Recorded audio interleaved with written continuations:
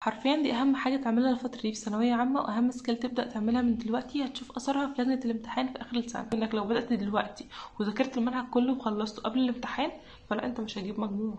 ما طبيعي ربنا مش هيساويني. فلما تبدا الامتحان في اخر السنه هتلاقي نفسك بتحل بسرعه، تلاقي نفسك تركيزك احسن. فمن دلوقتي اهلا بيكم ثانويه عامه 2025، اتمنى تكونوا بخير. في الفيديو بتاع النهارده نتكلم سوا عن الفتره دي في ثانويه عامه، ايه الاهم الحاجات اللي المفروض تعملها الفتره دي وايه الحاجات اللي المفروض تتجنبها، واقول لكم بعض التريكس اللي تعملوها الفتره دي حرفيا هتعلي تركيزكم جدا جدا جوه لجنه امتحان اخر السنه. بس طبعا قبل ما نتكلم في محتوى الفيديو عاوزه اقول لكم ان انا بجد مفتقداكم، مفتقده وجودكم جدا جدا. حاسه ان انا بقالي كتير كده ما قعدتش صورت واتكلمت معاكم، بقالي اكتر من شهر ونص مقصره في حقكم، ما نزلتش اي فيديوز انا عارفه، فبجد سامحوني، كان عندي ظروف خارجه عن ارادتي. واتكلمنا على جروب التليجرام وحكيت لكم. فبجد وحشتوني جدا جدا، اتمنى اكون وحشتكم زي ما انتوا وحشتوني. وما طولش عليكم عشان احنا في كل دقيقه حرفيا في مراجعه نهائيه مهمه. فيلا نبدا الفيديو. اول حاجه نتكلم عنها في الفيديو بتاع النهارده وهو هل لسه في امل. وده اكتر سؤال بتسألي الفتره دي، سواء بقى حد مراكم وقع منه اجزاء كتير ما بدأش اصلا المنهج ما يعرفش عنه حاجه. هل فتره المراجعه النهائيه كافيه ان انا الم المنهج كله واللي واقع مني لو ما بدأتش؟ بس انا اقول لك حاجه، من اول شهر 12 واحنا كنا بنقول لك حرفيا دي فرصتك الاخيره انك تلم المنهج. شهر واحد جه قلنا لك فرصتك الاخيره انك تلم المنهج. شهر اتنين جه قلنا لك دي فرصتك الاخيره، واي حد هيقول لك بعد شهر اتنين انك تقدر تلم المنهج فهو بيضحك عليك وبيجمع ريتش والكلام ده. ولكن دلوقتي انا جاي اقول لك من نص اربعة حرفيا اللي لسه معاك وقت ولسه معاك فرصه انك تلم المنهج وتلحق تجيب مجموع اخر السنه. وده مش كلام موتيفيشن انا جاي اقوله لك عشان احفزك وتقدر تطير من غير جناحات والكلام الفض ده كله. لا، انا عاوزه اقول لك ان بجد لسه في وقت انك تلم المنهج، والمراجعه النهائيه الفتره دي كافيه جدا جدا انك توصلك لحلمك وتجيب مجموع اخر السنه ان شاء الله. ولكن كل الفكره ان معتمد عليك انت. هل انت عاوز بجد تجيب مجموع اخر السنه؟ هل انت مستعد تضحي بكل حاجه في الشهرين دول، سواء من رفاهيه، سواء اهل، سواء نوم، سواء كل حاجه في حياتك، وتفضل تذاكر بس الشهرين دول عشان تجيب مجموع؟ كل اللي فات من سنه كوم حرفيا والشهرين دول كوم تاني. انت لو قعدت مع نفسك ركزت وعندك اصرار وعزيمه انك بجد تجيب مجموع فخلاص ان شاء الله انت هتجيب مجموع اخر السنه. انما لو بقى خايف وان اللي بدأ بقى من شهر 8 وربنا مش هيساويني والكلام العبيط اللي بيجي في دماغنا ده كلنا، فهو مش شيطان حرفيا. يعني مفيش حاجه اسمها اللي بدأ من شهر 8 وانك لو بدأت دلوقتي وذاكرت المنهج كله وخلصته قبل الامتحان فلا انت مش هتجيب مجموع. ما طبيعي ربنا مش هيساويني، ربنا مش بيعملنا كده. مفيش حاجه اسمها ربنا مش هيساويني، انت مطالب بالسعي بس. انت لو سعيت النهارده والامتحان بكره ممكن تدخل تقفل الامتحان، ممكن الحاجات اللي تذاكرها النهارده هي اللي تجيلك بكره في امتحان اخر السنه وان شاء الله تحلها كلها صح. فما لهاش علاقه خالص باللي بدأ الاول واللي بدأ من الاخر. ممكن تبدأ دلوقتي وتجيب مجموع واللي بدأ من اول السنه ما يجيبش مجموع، وده طبيعي جدا. كل مسألة توفيق من ربنا. خلي عندك عزيمة وإرادة بجد انك تبدأ من دلوقتي وتبدأ تتغير وتبدأ تلم كل حاجة عندك. حتى لو مبدأتش في المنهج فصدقني انك تقدر تجيب مجموع. كل الفكرة انك تتوكل على ربنا وتثق في ربنا ان شاء الله مش هيضيع تعبك في الشهرين دول وهيخليك تجيب مجموع. عاوز اقولك ان المراجعة النهائية كافية جدا جدا انك تخليك تجيب مجموع اخر السنة وتقفل ان شاء الله الامتحانات كمان. يعني مثلا عندنا مراجعة نهائية في العربي. المراجعة النهائية في العربي حرفيا لو ما تعرفش كلمة في اللغة العربية من أول سنة فسواء أي حد بيشرحها من أي مستر رضا الفاروق، مستر محمد صلاح، أي حد أنت مشترك معاه، فهو حرفيا ما بيسيبش تفصيلة في المنهج غير هو شرحها تاني في المراجعة النهائية بالتفصيل الممل. فأنت لو ما تعرفش أي حاجة في العربي أنا متأكدة إنك لو سمعت المراجعة النهائية إن شاء الله وركزت وذاكرتها كويس جدا جدا هتقفل عربي آخر السنة. كذلك الأحياء، شايفة إن الأحياء برضو في المراجعة النهائية بتكون فيها كل الديتيلز وكل التفاصيل المهمة اللي بيقولوها من أول سنة بيقولوها في المراجعة النهائية وبيقولوا عليها أفكار أكتر. مثلا شايفة ان الفيزياء محتاجة بس حل كتير، هي المراجعة النهائية بتاعتها كويسة بس شايفة انك محتاج تحل كتير جدا جدا. ولو في جزء منك وقع في المراجعة النهائية او حاسس انك مش فاهمه قوي فانت تضطر تسمعه على اليوتيوب تاني، او لو كنت مشترك مع مدرس مثلا وما سمعتوش فانت تروح تسمع الجزء ده في الدرس الفلاني اللي انت مش فاهمه. برضو وكذلك الكيمياء مهمة جدا جدا بالذات العضوية، فانتوا ركزوا في المراجعة النهائية جدا جدا على العضوية لان عليها تقريبا اكتر من 50% من الامتحان بيكون عضوية. فانت حتى لو مش هتسمع مراجعة نهائية للعضوية اسمع دروس شرح اساسي للعضوية وركز فيها كويس جدا جدا، هتضمن اكتر من نص امتحان الكيمياء ان شاء الله اخر السنة. وكل ماده بالتفصيل ممل هقولك هتعمل فيها ايه الفتره الجايه، كل ماده تذاكرها ازاي، سواء في المراجعه النهائيه لو حابب تجيب جزء معين تراجع عليه مثلا بره المراجعه النهائيه هقولك تعمل ايه بالتفصيل ممل. عندنا مثلا الانجليش حفظ كلمات. انت الشهرين دول احفظ كلمات على قد ما تقدر. يعني القواعد دي كلها تتلم، انت ممكن في يومين 3 تلم كل قواعد المنهج، وان شاء الله تعرف تذاكرها هتقفل فيها في امتحان اخر السنه، لانها مش بتيجي صعبه وبتيجي دايركت زي كتاب المدرسه. انما الكلمات انت محتاج يكون عندك حصيله كلمات لغويه كتيره جدا، حتى لو ما حفظتش من اول السنه. الشهرين دول انت لو كل يوم هتحفظ 50 كلمه، يعني 75 كلمة، 100 كلمة، حاول توزعهم على الصلاة. مثلا كل صلاة 20 كلمة ولا حاجة، صلاة الظهر 20 كلمة، صلاة المغرب 20 كلمة، صلاة العصر 20 كلمة، هكذا. هتلاقي نفسك بتحفظ 100 كلمة في اليوم. حتى لو مش هتحفظهم سبيل كل الحروف صح، بس انت بس تبقى عارف الكلمة دي معناها ايه، هتفرق معاك جدا جدا، وهتحس ان بقى عندك حصيلة كلمات لغوية كتيرة جدا. كل الديتيلز المهمة اللي في كل مادة انا اقولك تعمل فيها ايه في الفيديوز الجاي ان شاء الله.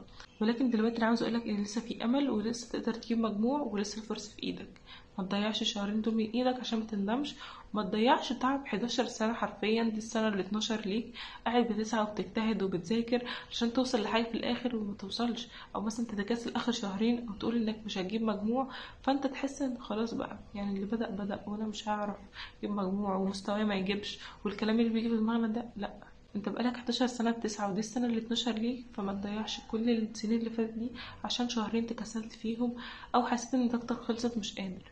صدقني يوم النتيجة لو ما جبتش مجموع، بعد الشر يا رب كلكم تجيبوا كل المجاميع اللي انتوا نفسكم فيها وتحققوا احلامكم، هيبقى شعور وحش جدا. صدقني هترجع تقول يا ريتني، يا ريتني. دي صعبة في كل حاجة، سواء في مذاكرة، سواء في شغل، سواء في اي حاجة تكسلت فيها في حياتك وجيت تقول يا ريتني، فهي مش احسن حاجة. وبتفضل ندمان طول العمر، مش بتبقى فترة بس كده في حياتك، لان انت طول عمرك هتفضل ندمان على الشهرين اللي انت مذاكرتهمش دول. ففوق وركز، ولسه في امل، ولسه في وقت انك تجيب مجموع اخر السنه ان شاء الله. ربنا يوفقك يا رب. وطبعا لو مش عارف تنظم وقتك، او مش عارف تعمل جدول يلم التراكمات اللي عليك، او في اجزاء واقعه منك، او حتى ما بداتش المنهج ومش عارف تعمل ايه، فانا جبت لكم الحل: اكاديميه ثانويه عامه. الاكاديميه هتتابع معاك كل يوم يوميا الجدول اللي تعمله معاك ويتناسب مع قدرتك على المذاكره، سواء عندك تراكمات او اجزاء واقعه منك او ما بداتش. هيرتبوا كل ده معاك سوا ويتابعوا معاك يوميا بحيث يتاكدوا انك ذاكرت او لا. هينظموا لك وقتك، هينظموا لك حياتك. عندك مشكله معينه تقدر تحكي لهم ويقدروا يساعدوك في كل حاجه. هحط لكم اللينك بتاعها في الديسكربشن تحت والتعليق المثبت. روح اقول لهم ان انتوا جايين من طرفي وعلى ضمانتي. الاكاديميه كويسه جدا جدا جدا، وتنظم لكم وقتكم وهتعمل لكم جدول وتعمل لكم كل اللي انتوا عايزينه. يلا نكمل الفيديو. دلوقتي هقول لكم بعض الحاجات اللي اوعوا تعملوها الفتره دي في ثانويه عامه، وتجنبوا انك تعملوها، لان حرفيا هتقلل انتاجيتكم جدا، وبالتالي هتاثر عليكم في امتحان اخر السنه. اول حاجه المقارنه. ما تقارنش نفسك باي حد من زمايلك خالص، سواء اللي بيقفلوا شوامل، سواء اللي مش مراكمين، اللي بادئين من اول السنه. ما تقارنش نفسك باي حد، قارن نفسك بنفسك امبارح بس. انت النهارده ذاكرت 4 ساعات، امبارح كنت مذاكر ساعتين، فانت النهارده شاطر وبرافو واشطر من امبارح. الامتحان الشامل مثلا كنت المره اللي فاتت جايب 17 من 30 والنهارده جايب 23 من 30، فما شاء الله انت كويس جدا ومستواك اتحسن وبقيت اشطر من الاول ومستواك زاد.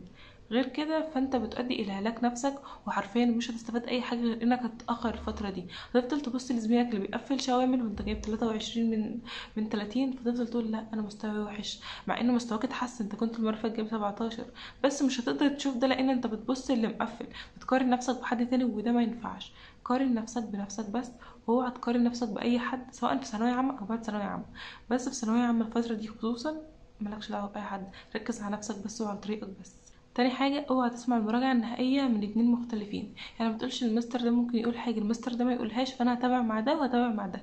فانت ده اكبر غلط انت بتعمله الفترة دي، وتشتت. وصدقني انت لا هتستفاد من ده ولا تستفاد من ده، لان كل واحد بيشرح بطريقة معينة، فانت بالتالي لما تيجي تحل بطريقة ده فممكن يدخل منها جزء من طريقة المستر ده، فبالتالي حصل تشتت. فاوعى تعمل كده.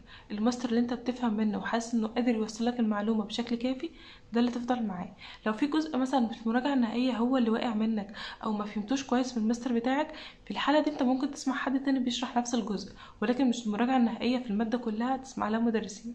اوعى تشتري 3 4 كتب في كل ماده، هما كتابين في كل ماده في المراجعه النهائيه كافيين جدا. المذكره اللي المستر بيحل منها وكتاب تاني جنبها، وغالبا هيكون كتاب الامتحان او كتاب التفوق. غير كده بقى انك تشتري 3 4 كتب وتفكر انك هتعرف تحلهم وانت عندك 5 مواد، وكل ماستر بينزل معرفش 14 محاضرة في الاسبوع، فالموضوع لا، محدش يقدر يعمل كده.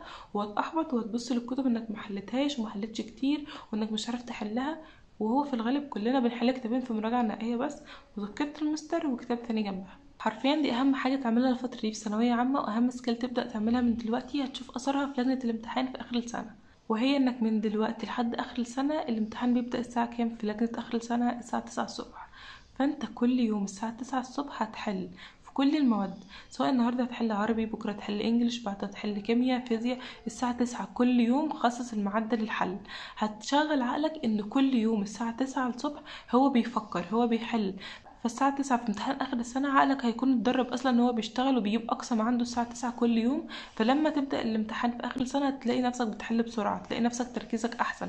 فمن دلوقتي لآخر السنة الساعة 9 كل يوم، حتى لو ما خلصتش مراجعة نهائية، حتى لو ما بدأتش تحل شوامل، بس انت حل الساعة 9 مثلا للساعة 10 أو للساعة 11. انت درب عقلك كل يوم انك تفضل قاعد الفترة دي بتحل بس. تحل بقى سواء شامل على واحدة، شامل على درس، بس بلاش درس، حاول يبقى شامل على فصل أو حاجة. أو حتى لو خلصت جزء كبير من المنهج حاول تحل شوامل كبيرة، ولكن الساعة 9 كل يوم انت قاعد بتحل. هتساعد عقلك جدا انه يشتغل الفترة دي ويتنشط، وساعة امتحان اخر السنة يكون متدرب اصلا ان هو بيفكر في الفترة دي، وهتلاقي نفسك بتحل اسرع في الامتحانات. لازم من دلوقتي لاخر السنة في فترة المراجعة النهائية انت معاك كشكول لكل مادة في المراجعة النهائية، تكتب فيه كل اللي المستر بيقوله، حاسس انك ممكن تنساه، مش موجود في الكتب الخارجية، فكرة اول مرة تشوفها، سؤال صعب، كل ده هيتكتب في الكشكول بتاع كل مادة. صدقني ساعة الامتحانات لما تيجي تذاكر تاني هتفتح الكشكول ده هيفكرك بكل الحاجات اللي انت وقعت فيها في المراجعة النهائية، بحيث ان انت لو جيتلك في الامتحان ان شاء الله مش هتغلط فيها، انت كتبتها مرة وذاكرتها ورجعت عليه ليلة الامتحان. فالكشكول ده مهم جدا جدا انك تعمله في كل مادة، ليلة الامتحان هيفيدك جدا، وصدقني هتفتكر كلامي. اعتقد دلوقتي ان احنا وصلنا لنهاية الفيديو، فلو وصلت لنهاية الفيديو ما تنساش تعمل لايك للفيديو، سبسكرايب للقناة. وده صوت قرآن الفجر عشان بصور قبل الفجر. وان شاء الله لو لقيت فيه تفاعل كتير على الفيديو بتاع النهارده ان شاء الله يكون بكره او بعده جدول مذاكره 14 ساعه في اليوم لمده شهر، هتلموا بيه المراجعه النهائيه كلها والتراكمات وكل حاجه ان شاء الله. فمع السلامه.